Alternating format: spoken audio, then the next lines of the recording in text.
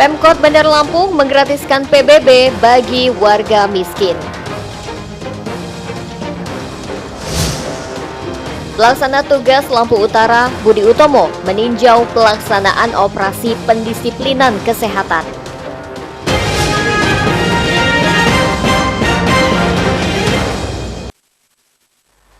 Tapi pun, selamat pagi pemirsa, kita berjumpa lagi dalam iNews Lampung, program berita daerah jaringan televisi terbesar di Indonesia, iNews TV. Pagi ini kami menyajikan informasi menarik tentang berbagai peristiwa serta dinamika pembangunan di Lampung. Pemkot Bandar Lampung menggratiskan PBB bagi warga miskin. Kebijakan ini untuk membantu meringankan beban warga terdampak COVID-19. Pemirsa, bersama saya Ferlisi Andini, inilah iNews Lampung selengkapnya.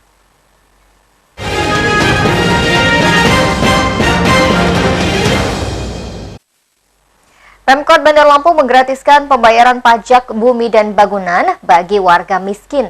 Nominal PBB yang digratiskan di bawah Rp150.000.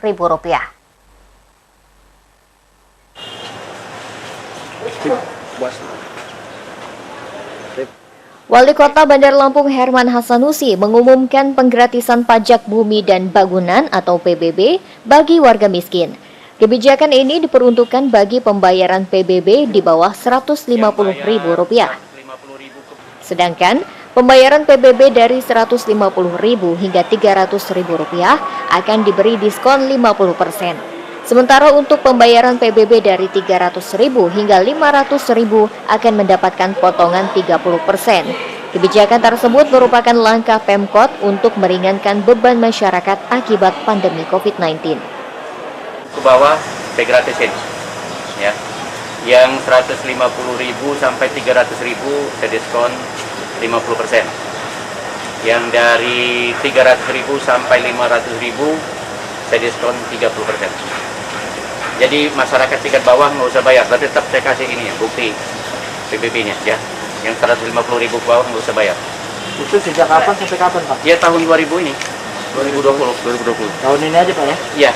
Pak, kebijaksanaan ini dalam rangka apa gitu? Ya COVID ini. COVID ya. Dengar ya, Rp150.000 ke bawah nggak usah bayar. Tapi tetap saya kasih nanti PBB sudah siap lunas. Di tengah pandemi COVID-19, banyak warga Bandar Lampung yang terdampak secara ekonomi, seperti menjadi korban PHK dan kondisi pendapatan atau penghasilan yang menurun. Selain PBB, pemerintah kota juga telah menggratiskan biaya PDAM untuk 3 bulan sejak April lalu. Dari Bandar Lampung, Ruslan AS, iNews melaporkan.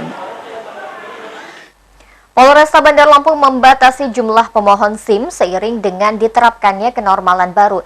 Dalam satu hari, hanya 150 pemohon SIM yang dilayani.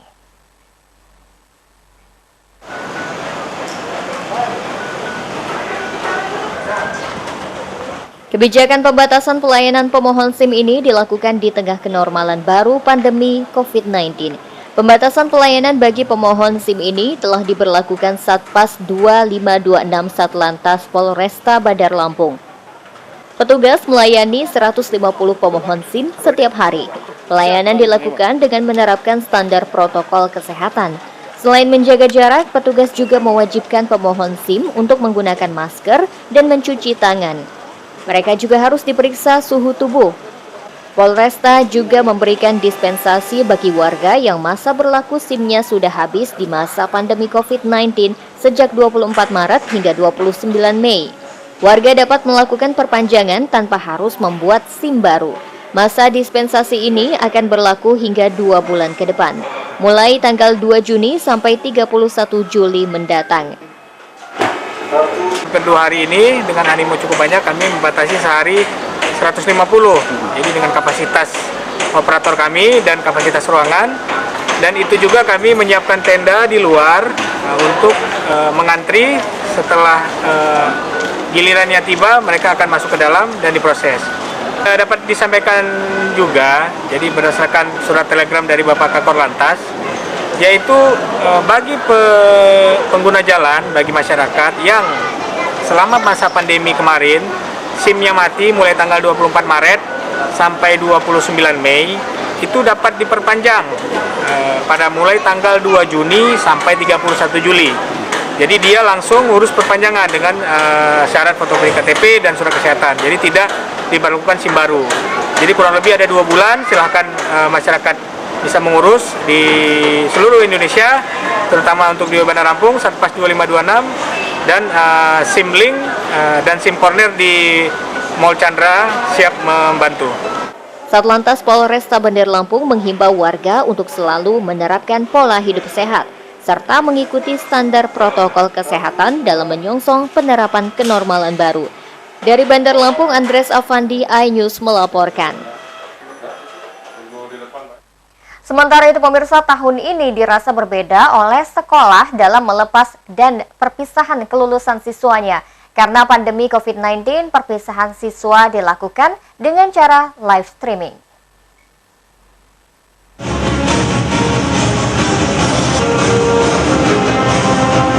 Dewan Guru di SMP Fransiskus Bandar Lampung menggelar pelepasan siswa-siswinya di aula gedung sekolah dan disiarkan secara live melalui channel YouTube sekolah. Kegiatan ini diikuti ratusan siswa sekolah dan para orang tua mereka di rumah melalui aplikasi Zoom. Meski melewati live streaming, prosesi berjalan penuh sukacita. Rangkaian kegiatan seremonial, perpisahan pelajar, serta penyampaian sambutan dari pihak sekolah, perwakilan siswa hingga perwakilan orang tua siswa dilakukan secara live streaming. Sekolah tetap menggelar pelepasan karena memberikan apresiasi, serta untuk terus membangkitkan semangat kebersamaan para siswa-siswi yang telah lulus sekolah. Dalam masa pandemi COVID-19 ini, kami melaksanakan kegiatan pelepasan siswa kelas 9 secara live stream. Ini kami lakukan untuk persembahan bagi anak-anak kami yang tercinta, agar mereka mempunyai semangat untuk terus berjuang, agar mereka berhasil nantinya. Dan anak-anak juga ikut ambil bagian di dalamnya, mereka mengikuti dari rumah masing-masing dengan menggunakan aplikasi Zoom. Kelulusan yang ada di sekolah berjumlah 123 anak, dan kami bersyukur bahwa mereka semua lulus. Terima kasih untuk semua orang yang terlibat di dalam seluruh rangkaian kegiatan. Jadi kesannya itu sedih karena kan nggak bisa ketemu langsung gitu kan, mau sedih bareng juga nggak bisa, paling cuma datang muka lewat internet gitu kan. Nah, jadi sedihnya tuh tambah kerasa itu gara-gara senang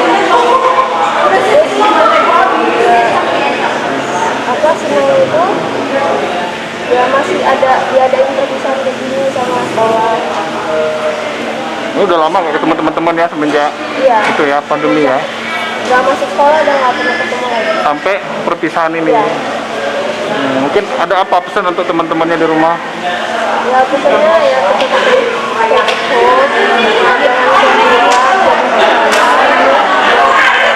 selamat dan lulus semuanya. Semoga di SMA Tetap kompak ya. Perpisahan diakhiri penayangan film pendek yang menggambarkan kesedihan guru terpisah dengan muridnya di tengah pandemi COVID-19. Dari Bandar Lampung, Andres Avandi, iNews melaporkan. Beralih ke informasi lain, gugus tugas percepatan penanganan COVID-19 Tanggamus mengadakan rapid test massal di Pasar Kota Agung. Dari pemeriksaan sampel darah, terdapat 6 pedagang dan pengunjung dinyatakan reaktif COVID-19.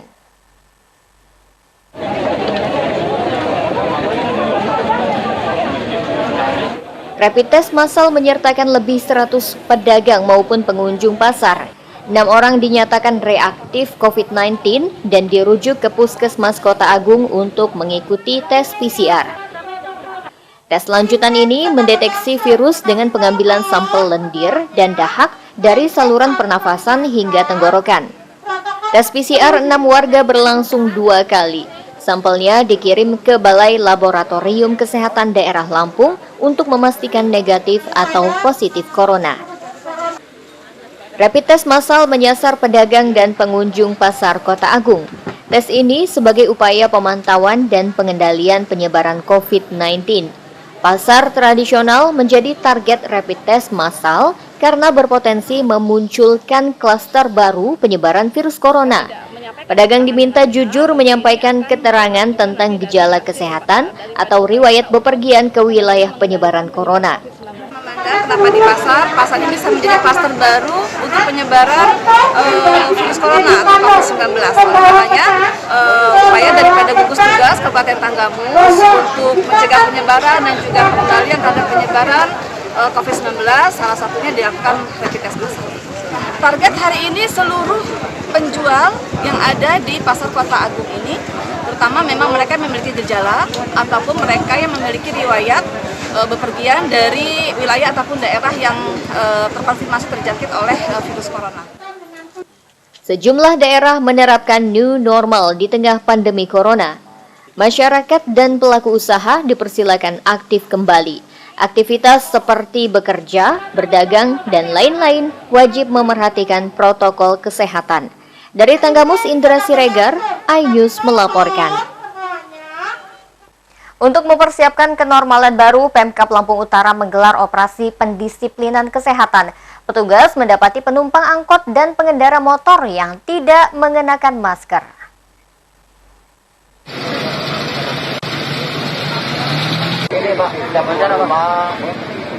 Petugas menjaring sejumlah penumpang angkot serta pengendara motor yang kedapatan tidak mengenakan masker.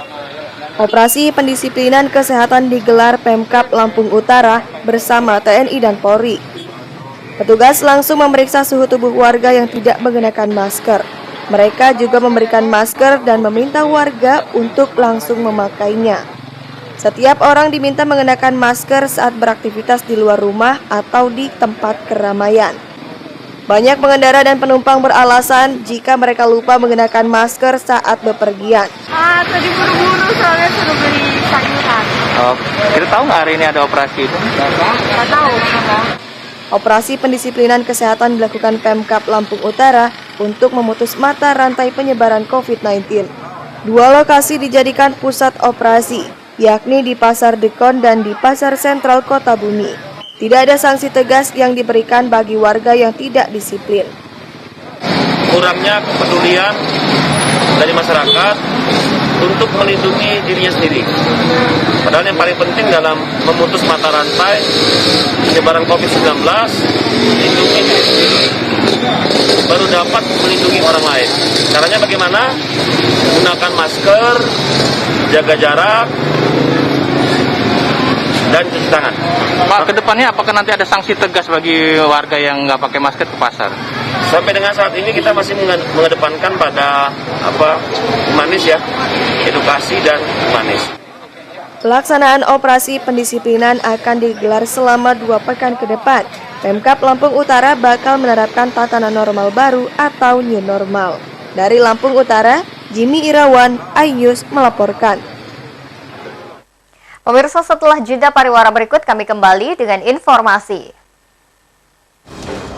Pelaksana tugas Bupati Lampung Utara Budi Utomo meninjau pelaksanaan operasi pendisiplinan kesehatan. Sesaat lagi tetaplah bersama kami.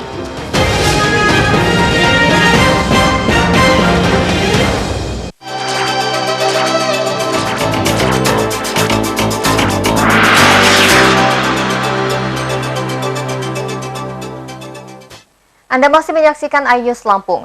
Pelaksana tugas Bupati Lampung Utara Budi Utomo mendampingi Danrem 043 Garuda Hitam Brigjen Toto Jumariono.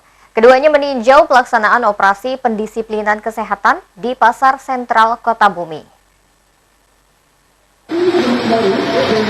Budi Utomo bersama pejabat Forkopimda menyambut kedatangan Danrem 043 Gatam Lampung Brigjen Toto Jumariono.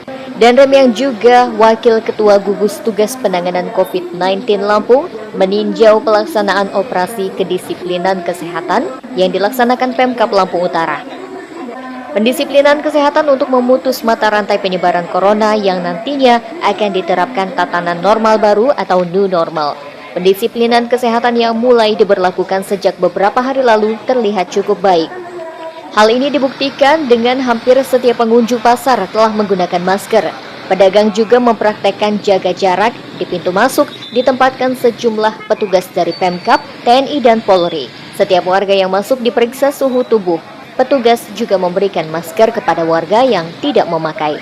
Dari Lampung Utara, Jimmy Irawan dan Alvan iNews melaporkan. Fraksi Golkar DPRD Lampung Selatan menyoroti realisasi bantuan dari pihak swasta terhadap penanganan COVID-19. Hal ini dilakukan untuk mengetahui sejauh mana realisasi pengelolaan dana untuk pengendalian COVID-19 di Lampung Selatan. Yang ketiga, Pak. Realisasi dana bantuan untuk penanggulangan COVID-19 ini ditanyakan Ahmad Muslim kepada Gugus Depan Pengendalian COVID-19 Lampung Selatan, Dermawan. Sebelumnya, Dewan menggelar rapat dengar pendapat di ruang Komisi 4 DPRD. Dalam acara, fraksi Golkar DPRD Lampung Selatan, Ahmad Muslim, menyarankan kepada Gugus Depan Kendali COVID-19 dapat transparan serta berhati-hati dalam mengelola anggaran. Banyaknya bantuan baik dari lembaga masyarakat maupun swasta harus dapat dipertanggungjawabkan. Bantuan yang diberikan juga harus tepat sasaran. Nah, realisasinya untuk sumbangan swasta itu juga agak sumbangan swasta itu arahnya kemana itu bantuan yang masuk dengan apa? Dari Lampung Selatan, Rudi Apriyadi dan Alsi Swadi iNews melaporkan. Ketua Pansus DPRD Lampung Selatan M. Akias memaparkan rekomendasi DPRD Lampung Selatan untuk tahun anggaran 2019. Hal ini dilakukan saat mengevaluasi kinerja Pemkab dalam LKPJ tahun anggaran 2019.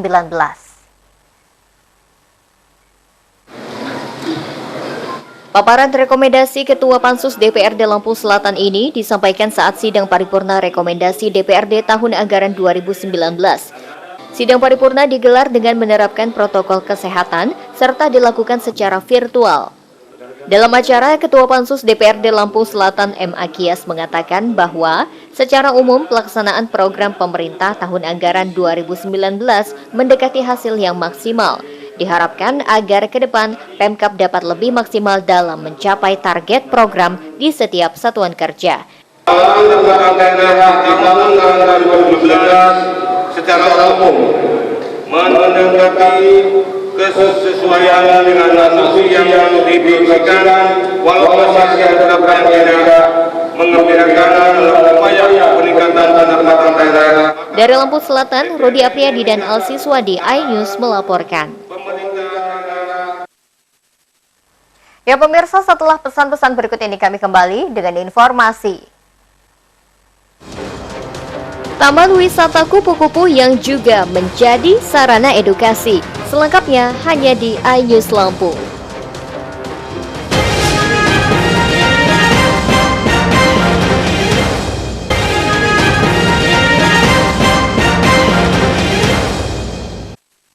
Terima kasih Anda masih bersama kami. Pemirsa, Taman Kupu-Kupu Gita Persada terkenal tidak hanya karena koleksi kupu-kupunya. Taman ini juga menjadi tempat wisata edukasi yang terkenal hingga keluar Lampung. Laporan tersebut sekaligus mengakhiri iNews Lampung hari ini. Saya Verly Siandini mewakili kru yang bertugas undur diri. Terima kasih dan sampai jumpa.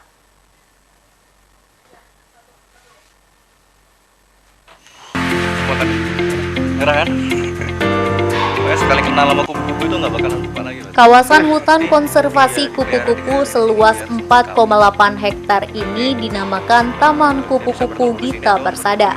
Di dalam arboretum mini ini terdapat berbagai jenis tanaman seperti pohon keras, pohon buah-buahan, tumbuhan perdu, serta semak-semak. Dan sesuai dengan namanya, tentu ribuan ekor kupu-kupu yang hidup di antara hijaunya tanaman.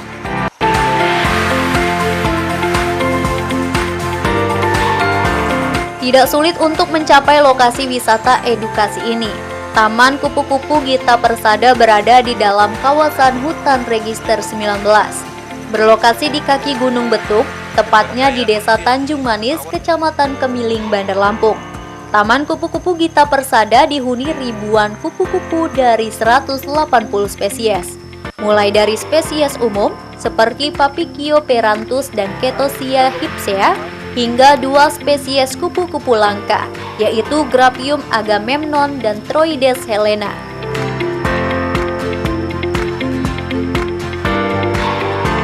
Kupu-kupu Troides memiliki ciri fisik yang mencolok. Bentangnya lebar hingga 17 cm dan memiliki warna dominan hitam dengan corak kekuning-kuningan. Uniknya, spesies rama-rama yang dilindungi ini justru merupakan populasi umum di Taman Kupu-kupu Gita Persada. Karena itu, Taman Kupu-kupu Gita Persada memiliki peran penting dalam dunia akademisi dan lingkungan.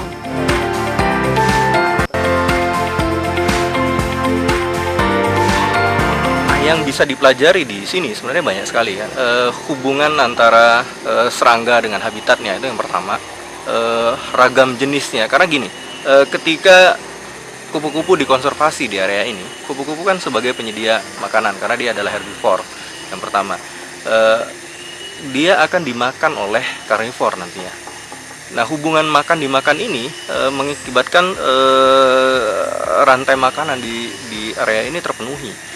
Jadi selain kita belajar ekologi di sini, kita bisa belajar konservasi, kita bisa belajar keberagaman, hubungan antar spesies yang penting di sini. Pada awalnya sebelum dilakukan konservasi menjadi Taman Kupu-kupu, di kawasan ini hanya ditemukan 7 spesies kupu-kupu. Itu pun tidak ada jenis Troides helena yang menjadi salah satu ikon spesies di Taman Kupu-kupu ini. Karena dulu kawasan berlereng terjal ini merupakan lahan kritis pasca digarap berambah di kawasan Register 19. Kini, kerja keras tersebut berbuah manis. Ribuan kupu-kupu tinggal dengan nyaman di kawasan tersebut. Memang grafiknya artinya bertambah terus, sehingga sekarang setelah tidak kurang 18 tahun ya bekerja, itu ada 180 spesies kupu-kupu Sumatera yang bisa kita lakukan, bahwa ini sudah berkembang biak dia di taman ini. Saya katakan bisa terkonservasi ya. Ya demikian. Saat ini Taman Kupu-kupu Gita Persada menjadi salah satu lokasi favorit ruang terbuka hijau dan tujuan ekowisata di Lampung. Pengunjung yang datang memiliki berbagai latar belakang pendidikan, usia, dan motivasi. Ada yang mencari foto kupu-kupu, ada yang sekedar berfoto hingga berkumpul bersama teman. Dan tentunya tidak sedikit yang meriset dan mempelajari spesies kupu-kupu Sumatera. Setiap pengunjung dikenakan biaya yang disebut pengelola sebagai bantuan konservasi sebesar Rp10.000. Kini, Taman Kupu-kupu Gita Persada juga menjadi pilihan para akademisi dari mancanegara yang tertarik untuk mempelajari kupu-kupu Sumatera. Dari Bandar Lampung, Andres Avandi, iNews melaporkan.